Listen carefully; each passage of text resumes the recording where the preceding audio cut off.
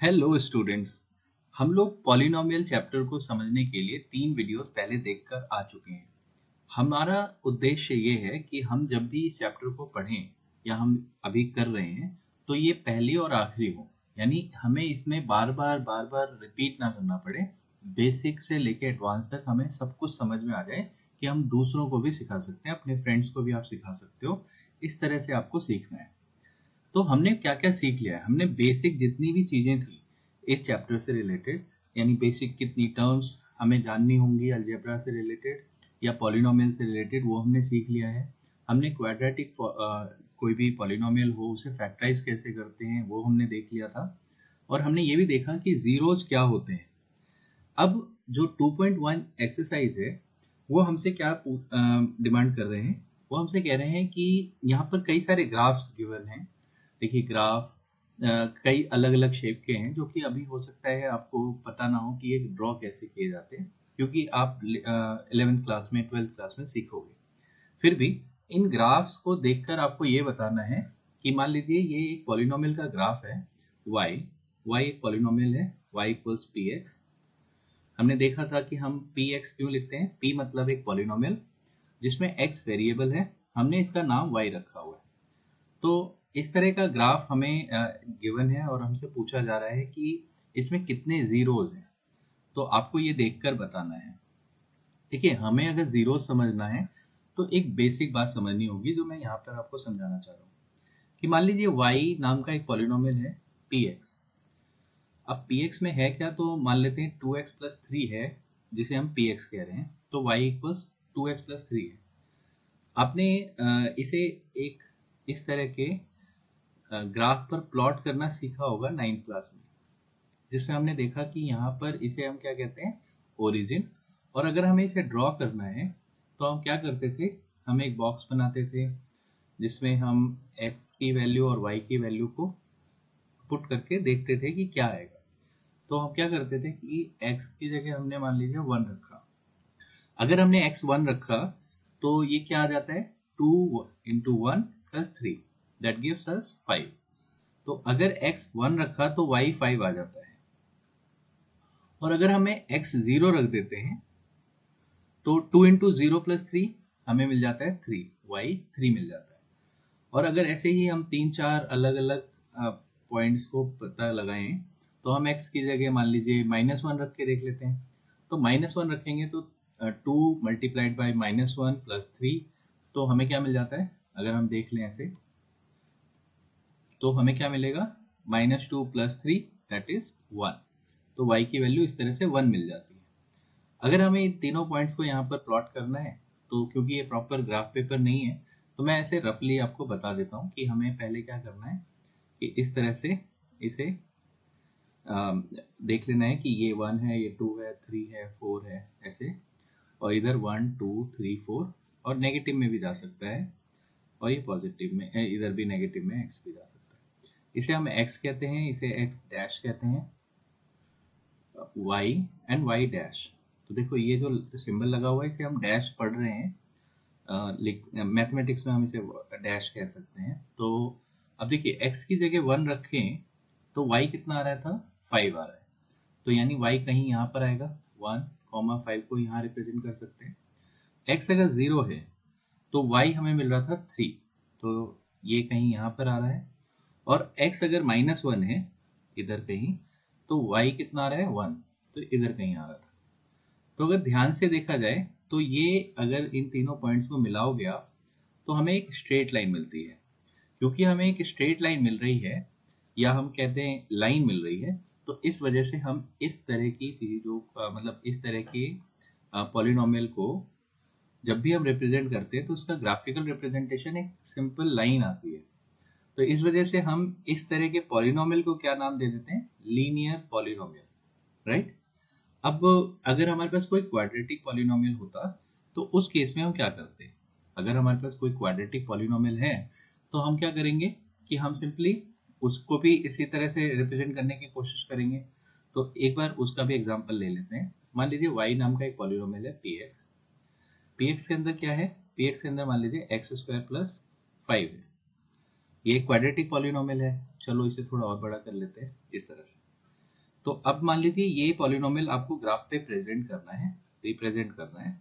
तो हम फिर से वही एग्जांपल के साथ देखते हैं। तो हम x की वैल्यू अलग अलग रख के हम x 0 रख के देख लेते हैं। 0² प्लस 5 × 0 प्लस 1, तो हमें 1 मिल जाता है। यानी अगर हमने x 0 रखा तो y मिल जाता है 1। और अगर हम ऐसे ही करते हुए 2-3 पॉइंट्स और देख लें तो हमें क्या मिलता है वो देखते हैं। तो x एंड y, तो x अगर 0 रखा तो y मुझे मिला 1। और अगर हम x की जगह 1 रख के देखें, यहाँ कहीं सॉल्व करके देख लेते हैं कि x की जगह 1 रखा अगर, तो हमें क्या मिलता है। 1² 1 ही होता है, 5 × 1 5 प्लस 1 दैट इज 7। तो अगर हम x 1 रखते हैं तो y मुझे मिल जाता है 7। तो एक पॉइंट और देख लेते हैं। अगर हम x को -1 रख के देखें तो अगर हम -1 रखेंगे, इसे मैं यहाँ सॉल्व कर लेता हूँ। x y equals -1² plus 5 × -1 plus 1, तो हमें क्या मिल रहा है 1 प्लस -5 प्लस 1। ठीक है, तो -5 प्लस 1 या 1 और 1 ऐड कर लेते हैं क्योंकि ये दोनों पॉजिटिव्स हैं। 2 प्लस -5, 2 प्लस -5 कितना मिलेगा हमें -3। तो y की वैल्यू हमें -3 मिल जाती है अगर हम -1 रखते हैं। तो अगर इन तीनों पॉइंट्स को यहाँ पे रिप्रेजेंट करें तो हमें क्या मिलता है। x अगर 0 रख रहे हैं यहाँ कहीं, तो y मुझे, चलो मैं इसे एक बार इस तरह से डिवाइड कर लेता हूँ जिससे कि आपके लिए आसानी रहे रिप्रेजेंट करने में। तो अगर मैं x 0 रखता हूँ तो y मुझे मिलता है 1, जो कि यहाँ कहीं आएगा। यानी x 0 तो y 1। x अगर 1 रखता हूँ तो मुझे मिलता है 2, तो वो यहाँ कहीं आएगा। 1 रख के 2 यहाँ कहीं आएगा, 1 रखने पर 2। और अगर मैं -1 रखता हूँ, -1, तो मुझे x कहाँ मिल रहा है, y कहाँ मिल रहा है -3। -3 समवेयर हियर, -1 -2 -3, यहाँ कहीं। -1 रखने पर -3 मिल रहा है।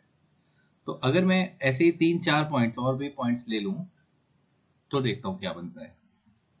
अगर मैं x लेना चाहूँ 2, अगर x 2 लेता हूँ तो 2² प्लस 5 × 2 प्लस 1, तो 2² कितना हो जाएगा 4 प्लस 10 14 प्लस 1 15, यानी 15 मिलेगा मुझे। x अगर 2 लेता हूँ तो मुझे y कितना मिल रहा है 15, तो 15 मिलेगा यहाँ कहीं।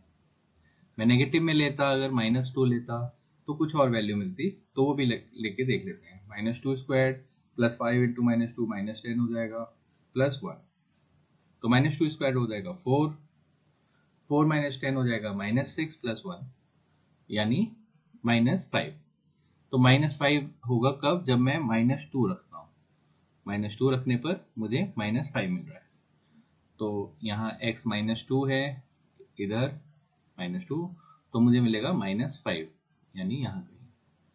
तो अगर मैं इन सारे पॉइंट्स को मिलाऊं तो ये कुछ इस तरह से बनने वाला है। तो आप देखिए, ये जो ग्राफ है वो स्ट्रेट लाइन नहीं है, उसकी शेप कुछ यू शेप की आ रही है, इस तरह की या इस तरह की, चाहे जैसे भी आए, लेकिन कुछ इस तरह की हमें शेप मिलती है। तो अब आप देखिए, इन ग्राफ्स में एक चीज और देख लेते हैं, तब ज्यादा क्लियर होगा। मान लीजिए एक ग्राफ है जिसमें कर्व इस तरह का बन रहा है, जो भी हमने ग्राफ बनाने की कोशिश की वो कुछ इस तरह का बन रहा है। तो यहाँ पर आप देखेंगे ये जो पॉइंट्स हैं ये हमें क्या बता रहे हैं। ये हमें बता रहे हैं कि यहाँ पर x तो पक्का है कि 0 है, सॉरी, हाँ, x तो कुछ ना कुछ है, लेकिन y यहाँ पे 0 है, y यहाँ पर 0 है। अब x क्या है ये हम काउंट करके भी देख लेते हैं या कैसे भी मेजर करके देख लेते हैं। तो x की जो भी वैल्यू आ रही है वो तो है, लेकिन y यहाँ पे 0 है। सेम यहाँ पर भी देखें, यहाँ y 0 है, x कुछ भी हो सकता है। तो जहां जहां ये कर्व कट कर रहा है x एक्सिस को, वहां पे तो ये पक्की बात है कि y 0 होगा। और हमने अभी जीरो समझा था कि जीरोस क्या होते हैं, पिछली वीडियो में देखा था। तो y कोई भी एक पॉलिनोमियल हो, मुझे y को ही 0 बनाना है, तो x की वो वैल्यू जो y को 0 बना दे उसी को ही हम जीरोस कहते थे या जीरो कहते थे। तो आप देखो कि ये x की चाहे जो भी वैल्यू हो, मान लो +4 हो या कुछ भी हो, ये +4 इस पॉलिनोमियल का जीरो होगा। सेम इधर देखें, यहाँ पर भी ये कट रहा है, तो जहां जहां ये कट रहा होगा वहां पे वो पॉलिनोमियल जीरो होगा, यानी ये भी जीरो है और ये भी जीरो है। तो पॉलिनोमियल के जीरो होने का सबसे आसान तरीका, मतलब अगर हम ग्राफ से समझें, तो ग्राफ का जो कर्व होगा, मतलब वो जो कर्व होगा वो एक्स एक्सिस को जहां पर भी कट करेगा वही उसका जीरो माना जाएगा, क्योंकि वहां पर क्या है, वहां एक्स की कुछ ना कुछ तो वैल्यू है, लेकिन वाई यहाँ जीरो आ रहा है और वाई ही जीरो लाना होता है, तो हमें पता चल जाता है कि इसका जीरो क्या है, राइट। तो वाई जिस भी पॉइंट पे जीरो आ रहा होगा उसका जो एक्स की वैल्यू होगी वही उसका जीरो होगी। तो इस तरह से हम समझ चुके हैं। तो अब क्योंकि हम इसे समझ चुके हैं तो हम अपनी एक्सरसाइज पे चलते हैं। इस एक्सरसाइज में हमें यही समझना है। देखिए पहला ही क्वेश्चन है, पहला ही ग्राफ है जिसमें हमें ये दिख रहा है कि कर्व क्या है, लाइन है सिंपल, जो एक्स एक्सिस को कहीं पे कट नहीं कर रही है। और क्योंकि एक्स एक्सिस पे कहीं भी कट नहीं कर रही है तो हम इसे कह सकते हैं इसमें जीरो है ही नहीं, क्योंकि हमें एट द एंड चाहिए क्या कि एक्स को कट करना चाहिए, जहां भी एक्स को कट करेगा वहीं पे वाई जीरो होगा, और वाई जीरो होगा तो यानी वही पॉलिनोमियल होगा।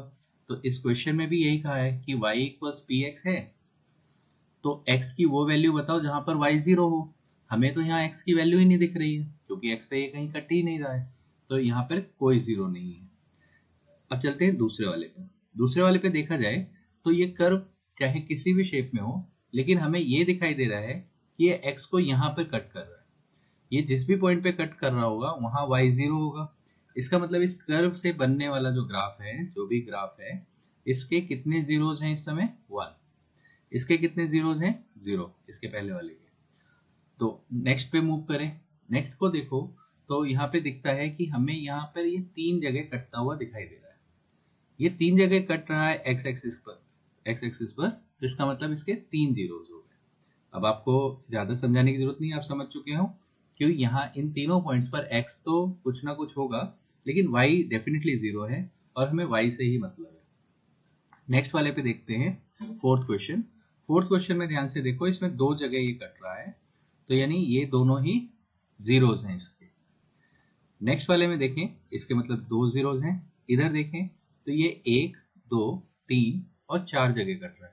जहां जहां ये कट रहा है इससे हमें ये पता चलता है कि ये यहाँ पर x की तो कोई ना कोई वैल्यू होगी, लेकिन उसी की वजह से y जीरो है, तो 4 जीरोज हो गए इसके। फिर से देखा जाए, x यहाँ पर जीरो दिख रहा है, यहाँ सिर्फ टच कर रहा है। टच कर रहा है तो जरूर कोई ना कोई पॉइंट पे टच कर रहा है जहाँ पे y जीरो होगा, यानी इसे भी हम मानेंगे। और ये भी टच हो रहा है, तो यानी ये 3 जीरोज हमें यहाँ पर भी मिल जाते हैं। तो इस तरह से हम समझ चुके हैं कि ग्राफ को देखकर हम कैसे बताएं कि उस पॉलिनोमियल में कितने जीरोज हैं। तो आप अभी समझ चुके होंगे। तो ये एक्सरसाइज यहाँ पे खत्म हो जाती है। अगले वीडियो में हम 2.2 एक्सरसाइज करेंगे। तब तक के लिए आप जितनी पुरानी वीडियोस हैं उसे एक बार और रिवाइज कर लो, जिससे आपके बेसिक्स अच्छे हो जाएं। और हम नेक्स्ट वीडियो बाद में देखेंगे तो हमारा ये चैप्टर खत्म हो जाएगा। Thank you so much for watching this video. Bye.